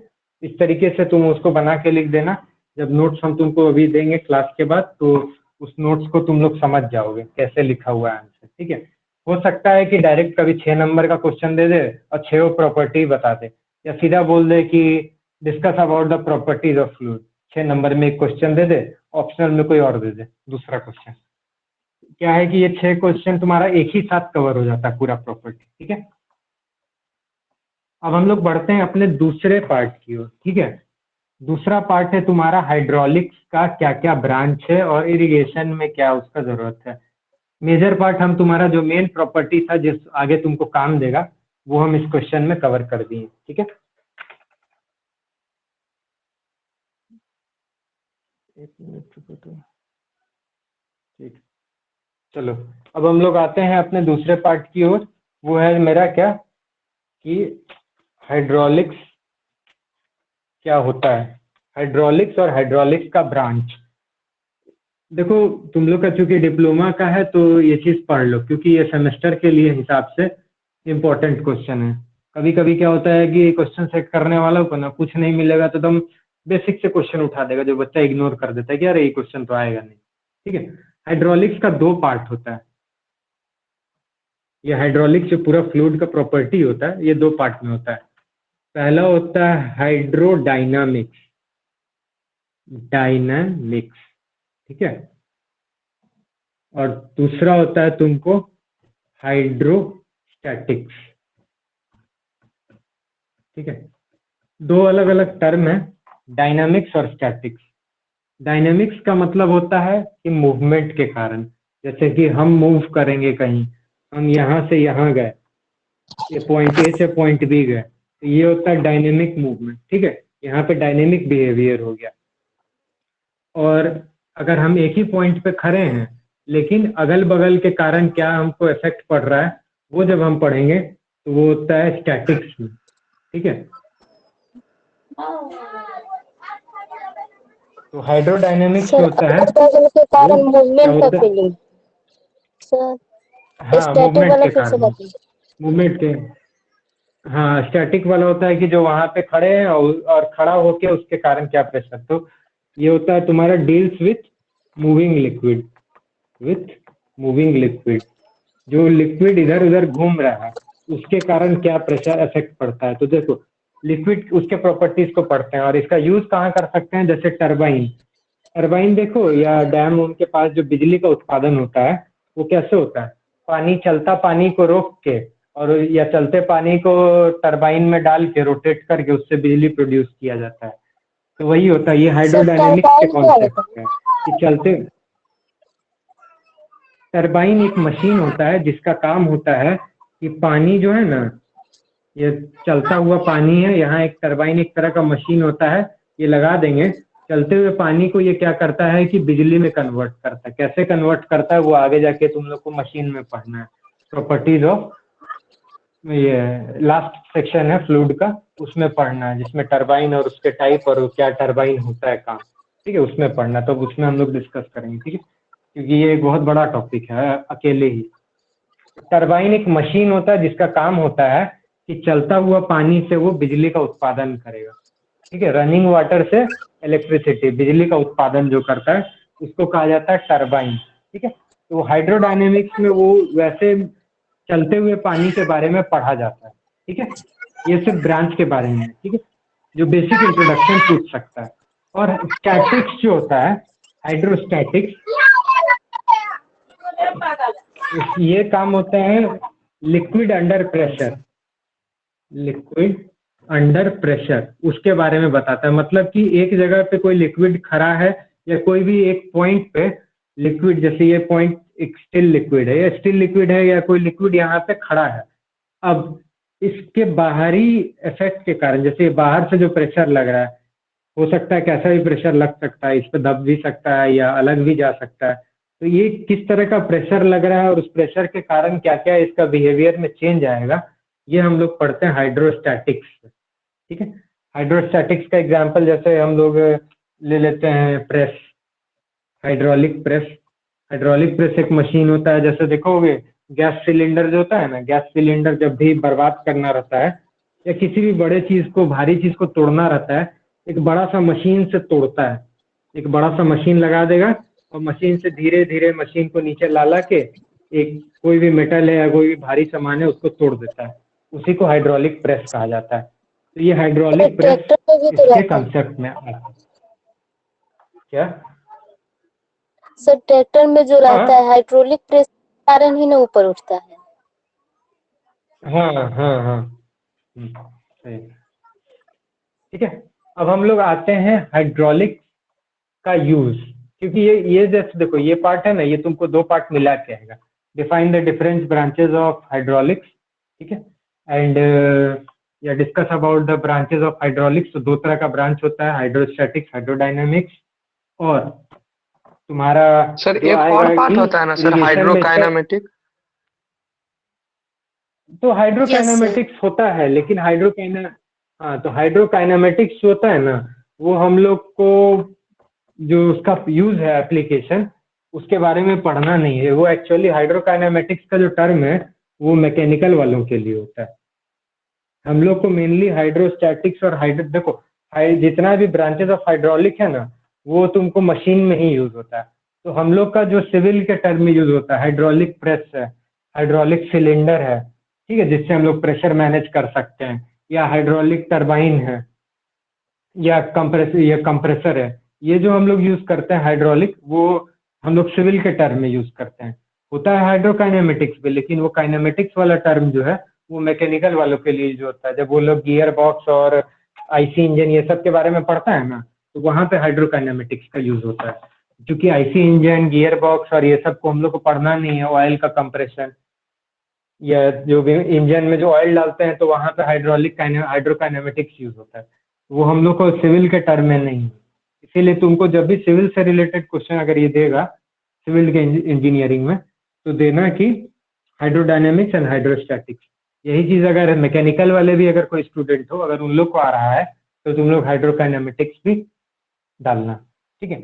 अब जैसे इरिगेशन का क्या, तो इरिगेशन के लिए देखो सबसे बड़ा क्या होता है, जैसे तुमको बताते हैं पंप होता है ना, ये भी हाइड्रोडायनेमिक्स पे काम करता है। गांव में जाते हो कहीं देखोगे किसान क्या है, एक पंप लगाता है, पंप से पानी को उछाल के फेंकता है दूर तक, पंप से पानी उछाल के और दूर तक खेत में अपना पटाता है, ठीक है। तो ये सारा चीज क्या है, ये पंप हाइड्रोडायनेमिक्स है, ठीक है। इसी चीज को कहेंगे ये जो पानी को उछाल के फेंकता जाता है ना, कि ये मशीन है, यहाँ मशीन है, यहाँ पर इसका खेत है, सपोज ये खेती कर रहा है, तो ये यहीं से इस तरीके से सारे सेक्शन में पानी उछाल के फेंकेगा, पानी इस तरीके से। तो ये पानी यहाँ जो यूज हो रहा है पंप, ये हाइड्रोडायनेमिक का प्रॉपर्टी है। इसके बाद ये पानी एक सर्टेन हाइट तक फेंक रहा है। इस हाइट को जमीन के लेवल से, सपोज कि जमीन का लेवल है, तो जमीन के लेवल से जो हाइट होगा इसको कहा जाता है हेड, ठीक है। आगे जाके तुमको एक टर्म मिलेगा प्रेशर हेड, वाटर हेड। तो ये हेड का मतलब होता है कि वो एक हाइट, कितना जमीन और पानी का जो लेयर है उसके बीच में कितना का अंतर है, वो हेड, उसको हेड कहा जाता है। तो एक सर्टेन हेड से फेंकेगा, एक सर्टेन हाइट से, जिससे कि वो अपने खेत को पटा सके। ये पूरा एक एप्लीकेशन है सिंपली समझने का कि किस तरीके से यूज करता है, उसी का टर्म मैंने नोट्स में लिख दिया है। जैसे कि वाटर फ्लोज, अ फार्मर और agriculturalist who want little power to possible to irrigate his crops, जिसके लिए वो ग्रेविटी का यूज करेगा, पंप का यूज करेगा, वाटर हेड का यूज करेगा। वो सारा चीज जो है वो हम लोग हाइड्रोलिक्स में पढ़ते हैं। तो इस तरीके से हाइड्रोलिक्स हमको इरिगेशन में यूज करता है, सिर्फ समझने के लिए कि जो ये तुम्हारा मशीन है जो एक सर्टेन हाइट से पानी फेंकता है किसी दूरी पे, उसको कहा जाता है। वो सारा प्रॉपर्टी जो है हम लोग हाइड्रोलिक्स में डील करते हैं, उसी को कहा जाता है हाइड्रोलिक। इसका इसी तरह से मतलब हाइड्रोलिक्स को हम लोग इरिगेशन में यूज करते हैं, ठीक है। एक पार्ट और है, इसके बाद हम हाइड्रोलिक्स आज खत्म कर देंगे, मतलब आज का क्लास के लिए ऑफ रहेगा, फिर कल डिस्कस करेंगे, ठीक है। इसको कहा जाता है तुमको न्यूटन्स लॉ ऑफ विस्कोसिटी। सबसे पहले विस्कोसिटी क्या है, न्यूटन्स लॉ ऑफ विस्कोसिटी, ठीक है। सबसे पहले जानते हैं विस्कोसिटी क्या है। जैसे हम तुमको बताए थे कि लिक्विड है, लिक्विड का दो लेयर, लिक्विड तुमको हम पहले भी बताए थे कि लिक्विड लेयर में फैलता है। ये लिक्विड है, सपोज कि ये पानी है, ठीक है, ये लेयर में ऐसे ऐसे बहता है, ठीक है। हमें अभी मान के चल रहे हैं कि एक लेयर में बहता है, तो ये दो लेयर है ना, जैसे एक लेयर 1 है, लेयर 2 है, इसको हम लोग L1 कह देते हैं, लेयर 1, लेयर 2, लेयर 3। तो इन दोनों के बीच में एक रेजिस्टेंस प्रॉपर्टी रहता है। इस तरीके से हम एक ऐसे ही बना के दिखा रहे हैं, एक दूसरे को रेजिस्ट करता है अपोजिट के डायरेक्शन में, ऐसे और ऐसे मूवमेंट जो रहेगा ना इस तरीके से रहेगा। तो फ्रिक्शन जो होता है, जैसे कोई भी बॉडी चलता है, हम लोग रोड पे चलते हैं, गाड़ी चलाते हैं, ये रोड सरफेस है, गाड़ी चल रहा है चक्का, तो एक फ्रिक्शन लगता है ना पीछे की ओर, जिसके कारण गाड़ी आगे बढ़ेगा। फ्रिक्शनल फोर्स होता है जो उसको रोकने का कोशिश करता है, ठीक है। फ्रिक्शन तुम लोग पढ़े होगे, फ्रिक्शन को क्या कहा जा सकता है, हिंदी में क्या कहते हो फ्रिक्शन को तुम लोग? घर्षण। घर्षण, घर्षण सही बोले। ये घर्षण जो होता है ना, तो बस ये रोड और सरफेस के बीच में जो घर्षण होता है दो लेयर के बीच में, उसको नॉर्मल घर्षण कहते हैं। लेकिन वही घर्षण जो लिक्विड के बीच में होगा, जैसे कि ये लिक्विड का एक लेयर ऐसे जा रहा है, दूसरा लेयर ऐसे जा रहा है या अपोजिट डायरेक्शन में भी जा रहा है, फिर तीसरा लेयर ऐसे जा रहा है, वो अंदर में कैसे मूवमेंट हो रहा है तुमको उतना पता नहीं चल पाएगा। लेकिन माना ये जा रहा है कि अगर ये दो लेयर आपस में चल रहा है, या तो एक सीध में चल रहा है या अपोजिट डायरेक्शन में चल रहा है, तो उसके कारण एक घर्षण प्रोड्यूस होगा, और ये घर्षण जो बनेगा उसी घर्षण को हम लोग विस्कोसिटी कहते हैं। ठीक है, विस्कोसिटी इसी घर्षण को कहा जाता है। नॉर्मल फ्रिक्शन को टर्म में हम लोग फ्रिक्शन कहते हैं, लिक्विड के टर्म में उसको हम लोग विस्कोसिटी कहते हैं। ठीक है, ये विस्कोसिटी क्या है, ये चीज समझ में आ गया? कोई दिक्कत है विस्कोसिटी में? No sir. नहीं ना, तो चलो, न्यूटन लॉ ऑफ विस्कोसिटी कहता है ना, मॉस में तुम लोग पढ़े हो, स्ट्रेंथ ऑफ मटेरियल जो होगा उसमें पढ़े होगे एक term shear stress. Shear stress, shear stress मतलब किसी भी बॉडी के अंदर में खुद के कारण जो मतलब जो फोर्स बाहर से लग रहा है उसके कारण बॉडी के अंदर किस तरह का एक स्ट्रेस प्रोड्यूस होता है, इंटरनल स्ट्रेस, उसको कहा जाता है शियर स्ट्रेस। ये होता है तुम्हारा टाउ, TAU। ठीक है, टाउ कहा जाता है, जर्मन वर्ड है। ठीक है, जर्मनी में प्रोड्यूस हुआ था, ये टाउ कहा जाता है। तो ये कहता है कि ये टाउ जो होता है ना, tau,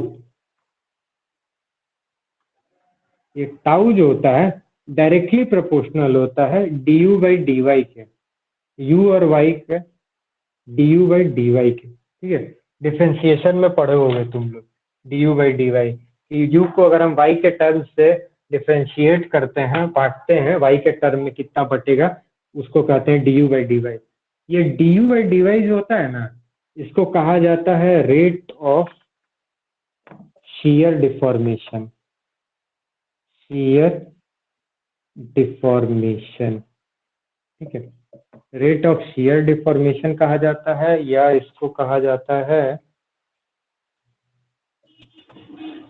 rate of shear strain भी कह सकते हैं। ठीक है, या इसको हम लोग वेलोसिटी ग्रेडियंट भी कह सकते हैं। ये ऑब्जेक्टिव के लिए है कि वेलोसिटी ग्रेडियंट क्या होता है, du/dy को कहा जाता है, shear rate of shear strain को क्या कहा जाता है, दूसरा नाम वेलोसिटी ग्रेडियंट कहा जाता है। रेट ऑफ shear डिफॉर्मेशन को क्या कहा जाता है, ये तीनों में से कुछ भी कह सकते हैं। ठीक है, rate of shear strain, shear deformation और वेलोसिटी ग्रेडियंट। होता क्या है कि टाउ जो होता है du/dy के डायरेक्टली प्रोपोर्शनल होता है, यानी कि इस shear स्ट्रेस के कारण कितना इंटरनल स्ट्रेन में चेंज आया, ये जो चेंज है स्ट्रेन, इस स्ट्रेन में कितना चेंज आया वो मेजर करता है, वो बताता है, वो डायरेक्टली प्रोपोर्शनल होता है। मतलब जितना ज्यादा स्ट्रेस लगेगा स्ट्रेन में बदलाव भी उतना ज्यादा आएगा लिक्विड में। ठीक है, और जितना कम स्ट्रेस लगेगा तो स्ट्रेन में बदलाव भी उतना कम रहेगा। That is the rate of the shear stress acting on a fluid is directly proportional to the rate of change of shear strain. ठीक है, और rate of change of shear deformation और वेलोसिटी ग्रेडियंट, और ये जब directly proportional को हम बराबर में कन्वर्ट करेंगे, इस बराबर में कन्वर्ट करने के बाद कहा जाता है tau is equals to mu du/dy। एक इक्वेशन बनता है, ये इक्वेशन याद रखना। ठीक है, बहुत जरूरी इक्वेशन है, ये इंपॉर्टेंट क्वेश्चन भी है। तो ये म्यू जो है इसको कहा जाता है कोफिशिएंट ऑफ विस्कोसिटी। यही कोफिशिएंट ऑफ विस्कोसिटी एक कांस्टेंट आता है, कोफिशिएंट ऑफ विस्कोसिटी। ये म्यू जो है इसी को कहा जाता है coefficient of viscosity. Tau directly proportional to du/dy। Tau जितना ज्यादा shear स्ट्रेस रहेगा लिक्विड में उतना ज्यादा shear स्ट्रेन में चेंज आएगा। टाउ जो होता है म्यू du/dy के बराबर होता है। म्यू को कहा जाता है coefficient of viscosity. shear stress, shear strain क्या है वो भी हम यहाँ डिस्कस नहीं करेंगे, क्योंकि उसके लिए फिर हमको मॉस में घुसना पड़ेगा। मॉस का पेपर सर पढ़ाए होंगे, या जब पढ़ाएंगे तो बताएंगे कि shear स्ट्रेस और shear स्ट्रेन क्या होता है। ठीक है, और बाई वहाँ क्या पे है उस चीज को डिस्कस करेंगे। क्या ये वाई देखो, U और वाई ये ओमेगा होता है में कि की तुम्हारा क्वेश्चन एक यू और वाई क्या है। ठीक है, देखो जैसे कि ये एक पूरा सरफेस है, ठीक है, इस पे तुम्हारा कोई भी एक्सटर्नल फोर्स लग रहा है, ठीक है। एक्सटर्नल फोर्स के कारण क्या हो रहा है कि बॉडी के अंदर शियर स्ट्रेन प्रोड्यूस हुआ है, ठीक है। शियर स्ट्रेन प्रोड्यूस हुआ तो ये मान के चलते हैं कि पूरे बॉडी, ये जो है ना, इस पूरे बॉडी में, बॉडी का अगर ये इस डायरेक्शन में लग रहा है, ठीक है, इस डायरेक्शन में मान के चलो शियर स्ट्रेस प्रोड्यूस हो रहा है, ठीक है, इस डायरेक्शन में, तो शियर स्ट्रेन भी इसी डायरेक्शन में प्रोड्यूस होगा। यहाँ पर इन दोनों, इस बॉडी के इस डायरेक्शन में शियर स्ट्रेन प्रोड्यूस होगा। ये पूरे लेंथ पे, ये पूरा लेंथ वाई है। अगर इस पूरे वाई के लेंथ के रिस्पेक्ट में जितना दूर, क्योंकि शियर स्ट्रेस भी है वो कंपोनेंट में लगता है, एक कुछ पार्ट पे लगता है, कुछ पार्ट पे लगता है, कुछ पार्ट पे लगता है, तो पूरे वाई के रिस्पेक्ट में जितना दूर शियर स्ट्रेस लग रहा है, सपोज कि ये इतना दूर लग रहा है, डायग्राम हमको अच्छे से बना लेने दो, तुम लोग समझ जाओगे। ये पूरा बॉडी है, ठीक है। बॉडी में इस पूरे डायरेक्शन पे यहाँ ये वाई लेंथ का बॉडी है जिसमें शियर स्ट्रेस लग रहा है, और शियर स्ट्रेस का कंपोनेंट जो है इस तरीके से लग रहा है, ठीक है। तो इस कंपोनेंट पे जितना लग रहा है, जितने डिस्टेंस पे लग रहा है, ये डिस्टेंस हो गया वाई, मतलब ये वाई इसका में कितना, इस पे चलते हैं d u by d y. तो ये तुमको यू और वाई का वैल्यू दिया रहेगा, ठीक है। नॉर्मली ये क्वेश्चन कैसे आता है, क्योंकि ये कंपोनेंट के टर्म में, तो तुमको दे देगा कि यू बराबर दिया हुआ है 2x, वाई बराबर दिया हुआ है तुम्हारा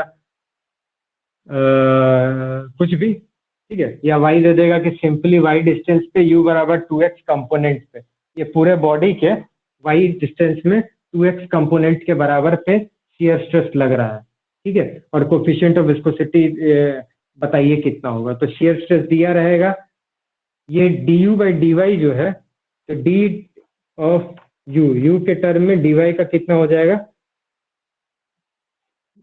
सॉरी, ये 2x नहीं 2y के टर्म में रहेगा, क्योंकि ये पूरे कंपोनेंट को हम y लिए हैं ना, सॉरी, ठीक है।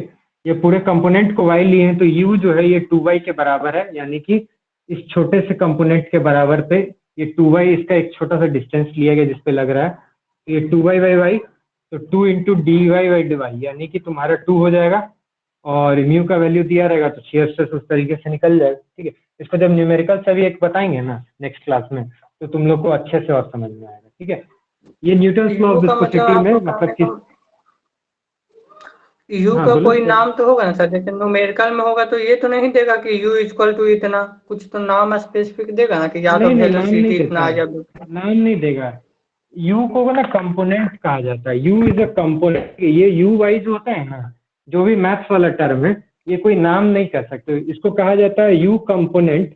जैसे दे देगा यू कंपोनेंट इज 2y, ठीक है, या इसमें दे देगा कि the component of a part. जैसे हम तुमको एक क्वेश्चन बताते हैं, एक मिनट होल्ड करो, हमको बुक निकालने दो, उसके बाद हम बताते हैं तुमको बुक से एक क्वेश्चन हम छोटा सा बस बता देते हैं, ठीक है। एक मिनट रुको, ये क्वेश्चन है, बुक उधर है। जैसे देखो एक क्वेश्चन हम तुमको बुक से बता रहे हैं।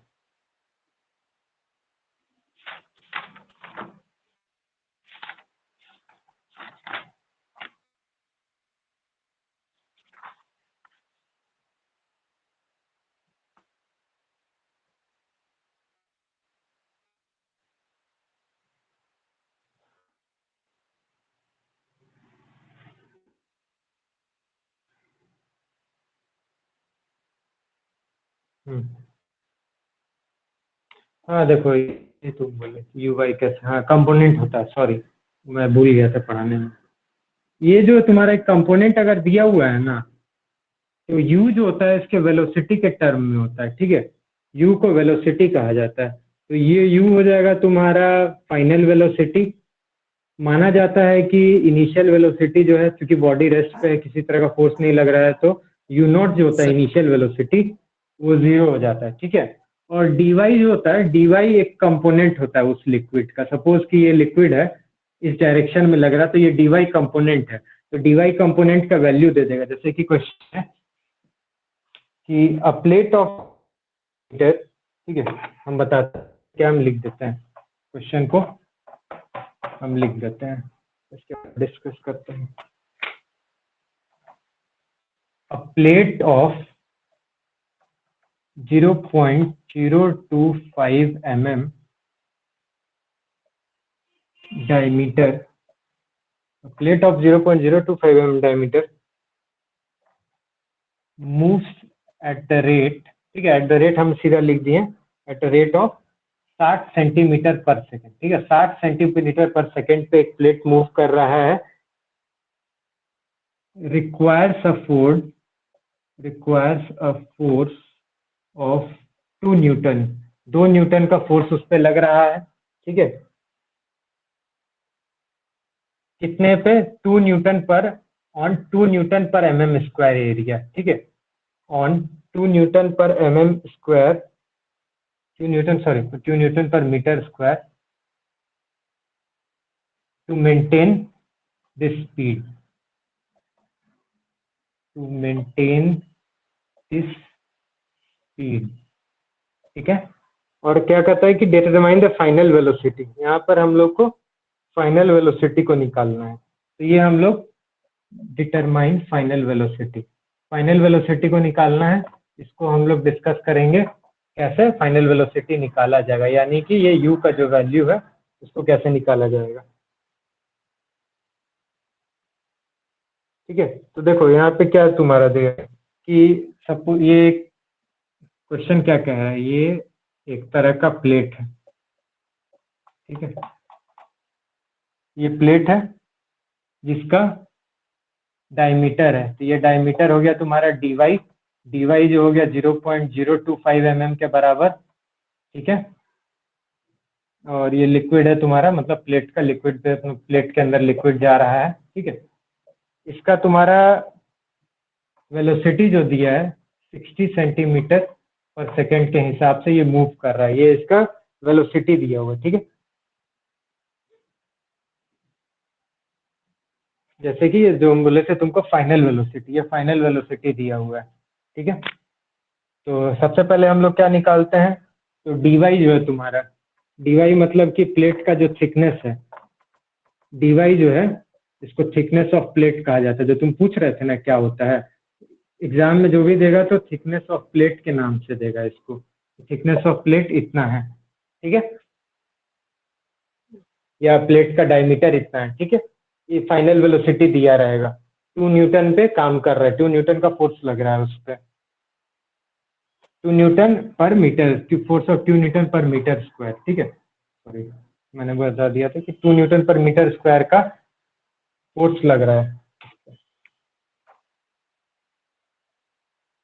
मेंटेन द स्पीड, ठीक है। अब हम लोग को बताना क्या है कि न्यूटन लॉ ऑफ विस्कोसिटी पे अगर हम लोग जाते हैं, ठीक है, इसको हम अभी हटा देते हैं, ठीक है, इसमें कोई दिक्कत है ये डायग्राम समझने में? No sir.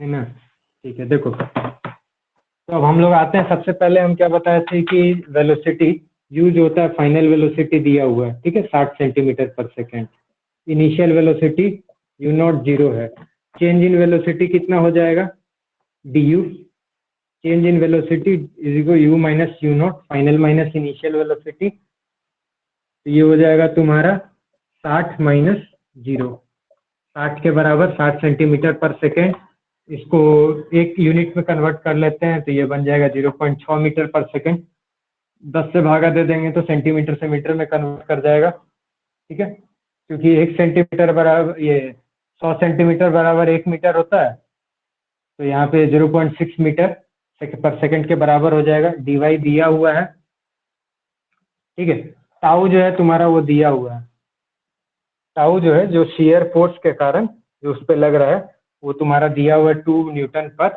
मीटर स्क्वायर, जो स्ट्रेस प्रोड्यूस हो रहा है उस फोर्स के कारण, ठीक है,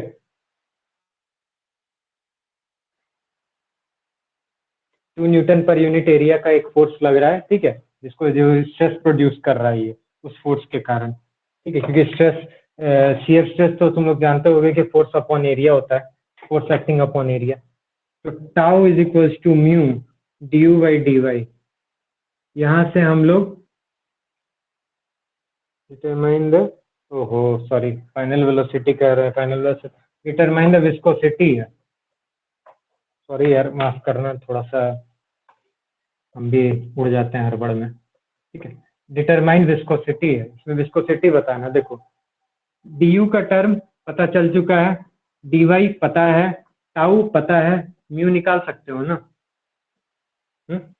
अब यहाँ जो म्यू निकालोगे तो ये म्यू का जो है टर्म, वही कोफिशिएंट ऑफ विस्कोसिटी जो है वो आएगा तुमको न्यूटन सेकेंड पर मीटर स्क्वायर। कैसे आएगा ये हम डेरिवेशन में नहीं बताएंगे, हम बस बेसिक तरीके से बता रहे हैं कैसे आएगा। और इस क्वेश्चन का जो भी वैल्यू होगा तुम लोग कैलकुलेट कर लेना अपने। ठीक है, क्वेश्चन को एक स्क्रीनशॉट ले लेना बीच में और उसका जैसे बताएं उसको ये कर लेना। ठीक है, जैसे देखो सबसे पहले हम तुमको बताए थे कि dy का जो चेंज है वो मीटर पर सेकेंड में आएगा। ठीक है, y जो है वो तुम्हारा मीटर में है, म्यू का वैल्यू हमको निकालना है और ये तुम्हारा न्यूटन पर मीटर स्क्वायर इसका यूनिट होता है। Stress upon mu into D यानी कि चेंज इन वेलोसिटी है, वेलोसिटी में कितना चेंज हो रहा है तो फाइनल माइनस इनिशियल, और ये इसका तुम्हारा dy यानी कि इसका डायमीटर दिया हुआ है। ठीक है, मीटर के टर्म में कन्वर्ट कर लिया। अगर हम इसको ये करते हैं तो ये बन जाएगा तुम्हारा क्या बन जाएगा, मीटर है, newton per metre square equals to mu into metre by second into 1/m। तो ये m कट जाएगा, ये सेकेंड जो यूनिट है ये इस तरफ चल जाएगा तो न्यूटन सेकेंड पर मीटर स्क्वायर, ये म्यू का वैल्यू आ गया। ठीक है, आ जाता है coefficient of viscosity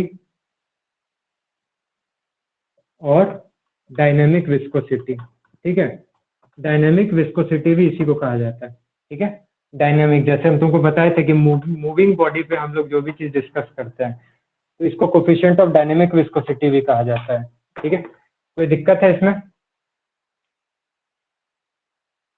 hello, no sir. है ना? तो और देखो अब एक लास्ट पॉइंट छोटा सा बता देते हैं, डायनेमिक विस्कोसिटी से रिलेटेड ही एक है, उसके बाद हम हाइड्रोलिक्स का क्लास अभी ऑफ कर देंगे, 5-10 मिनट का ब्रेक ट्रांसपोर्ट करेंगे। ठीक है, देखो डायनेमिक विस्कोसिटी का जो ये होता है, अगर यही तुम्हारा म्यू का वैल्यू जो है डायनेमिक विस्कोसिटी जो कि न्यूटन सेकेंड पर मीटर स्क्वायर में है, इसको हम जब डेंसिटी से डिवाइड कर देंगे ना, रो इस डेंसिटी से डिवाइड कर देंगे तो ये बन जाए, ये जो रेशियो रहेगा इसको हम लोग कहेंगे काइनेमेटिक विस्कोसिटी। काइनेमेटिक विस्कोसिटी, इसको काइनेमेटिक विस्कोसिटी कहा जाता है। तो काइनेमेटिक विस्कोसिटी का डिफिनीशन है, it is the ratio of dynamic viscosity to density of the given fluid. इन दोनों के बीच के रेशियो को, ये डायनेमिक विस्कोसिटी हो गया और ये इसका फ्लूइड का जो भी डेंसिटी दिया रहेगा, जब इन दोनों को डिवाइड कर देंगे ये काइनेमेटिक विस्कोसिटी बन जाएगा। और इसका जो ऐसा यूनिट होता है, ये भी एक ऑब्जेक्टिव है, मीटर स्क्वायर पर सेकेंड होता है। ठीक है, ये मीटर स्क्वायर पर सेकेंड में आएगा सिंपली, और कुछ इसमें नहीं है। बाकी इसका कुछ एक पार्ट सब तो हम लोग आगे डिस्कस करेंगे। ठीक है, हाइड्रोलिक्स के लिए आज हम यहीं पे रहने देते हैं। नेक्स्ट क्लास में हम लोग फिर आगे क्या डिस्कस करेंगे, नेक्स्ट क्लास में और किसी पार्ट को कवर करेंगे। ठीक है, अब यहाँ से तुम्हारा जिस तरह से ये क्वेश्चन, अब जो हम भी नोट्स जो भी मिलेगा तुमको वो क्वेश्चन के फॉर्म में रहेगा। सबसे पहला एक क्वेश्चन रहेगा, उसमें आंसर लिखा रहेगा, दूसरा आंसर लिखा रहेगा, तीसरा आंसर लिखा रहेगा, और बगल में मार्क्स दिया रहेगा, 4 मार्क्स का, 6 मार्क्स का, कितना का आ सकता है, उस हिसाब से तुम लोग अपना आंसर को प्लस माइनस कर लेंगे। ठीक है, कोई दिक्कत नहीं है, एक कंपोजिट आंसर मिल जाएगा। मिलते हैं थोड़ी देर में, 5 मिनट 10 मिनट के बाद, तब हम लोग ट्रांसपोर्ट पे डिस्कशन करेंगे। ट्रांसपोर्टेशन में टनल से स्टार्ट कर, टनल इंजीनियरिंग से स्टार्ट करेंगे। ठीक है, देखो ट्रांसपोर्ट का मार्केट देखो बताते हैं क्यों, क्योंकि रेलवे से अगर करोगे तो टनल जो है देखो बताते हैं 14 मार्क्स का आता है। ठीक है, और टनल छोटा पार्ट है। पहले तुम अभी point of exam point of view से कवर करो, कैसे कैसे तुमको कवर करना है। देखो टनल सबसे छोटा है, 14 मार्क्स का है। अभी हम रेलवे स्टार्ट करेंगे तो फिर टनल के लिए हो सकता है कि लास्ट टाइम में हमको टाइम ना मिल पाए, तो हम इसीलिए शुरू के क्लासेस में टनल का जो जो मेजर पार्ट है उसको कवर कर देंगे। और फिर रेलवेज में जाएंगे, क्योंकि रेलवेज का देखो तुमको 2 मेजर पार्ट है, शॉर्ट क्वेश्चन है, स्टेशन एंड यार्ड। रेलवेज में एक स्टेशन एंड यार्ड पढ़ना है, और रेलवेज में एक और पार्ट पढ़ना है तुमको, जिसको कहा जाता है मेंटेनेंस।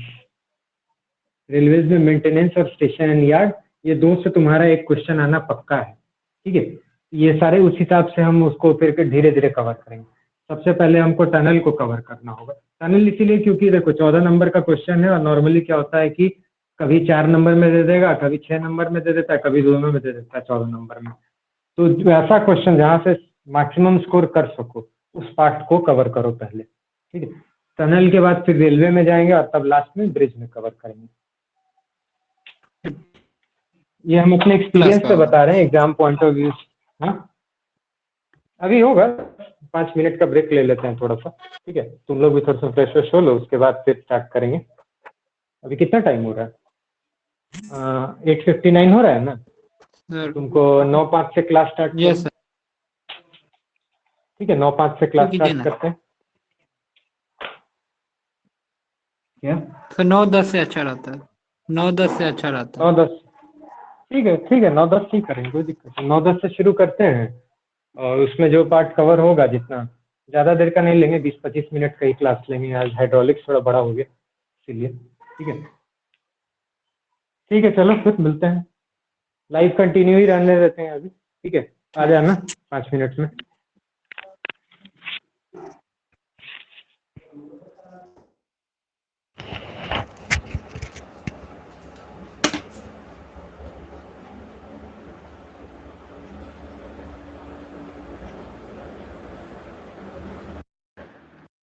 हेलो।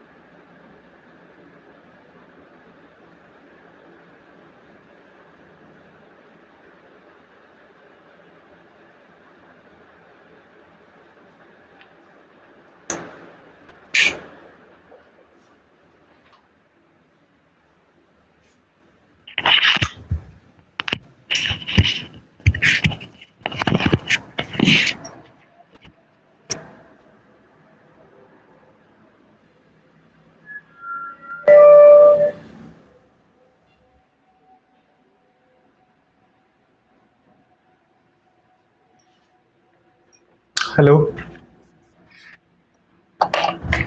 आ गए सब लोग।